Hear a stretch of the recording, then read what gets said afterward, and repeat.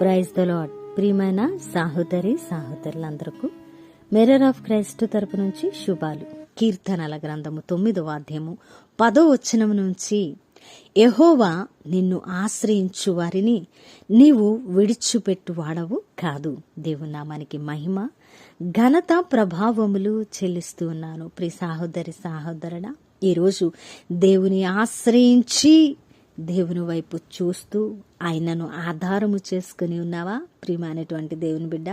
అయితే ఆయన నిన్ను ఎంత మాత్రము విడిచిపెట్టే దేవుడు కాదు. ఆయనను నమ్మిన వారు ఎప్పుడూ కూడా సిగ్గుపరచబడరని లేఖన భాగం తెలియపరుస్తూ ఉన్నది. ఆయన నిన్ను తలగా నియమిస్తాడు కానీ తోకగా నియమించుడు.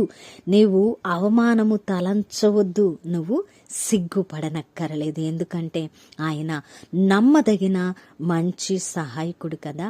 యెహోవా నిన్ను ఆశ్రయించు వారిని నీవు విడిచిపెట్టు వాడవు కాదయ్యా.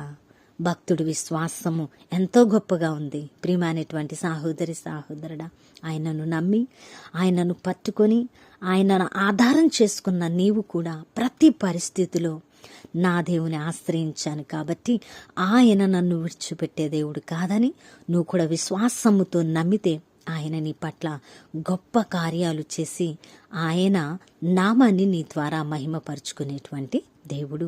అద్భుతమైన మాటల ద్వారా ఆదరించబడ్డారని విన్నవాక్యము ఫలింపు కొరకు ప్రార్థన. పరిశుద్ధుడా, ప్రేమ కలిగిన తండ్రి, మీకు వందనాలు. అద్భుతమైన వాక్కు చేత మాతో మాట్లాడారు. అవునయ్యా, నిన్ను ఆశ్రయించిన మేము ఎంత మాత్రము కూడా సిగ్గుపరచబడమని, నువ్వు విడిచిపెట్టవని మరొక్కసారి మాకు బయలుపరిచి మా విశ్వాసాన్ని వృద్ధి చేసినందుకు వందనాలు.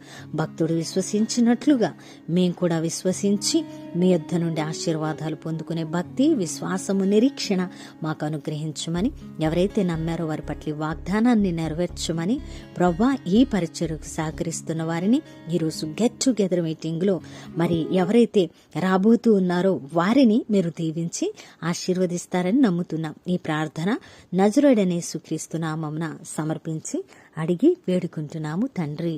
ఆమెన్. ఆమెన్.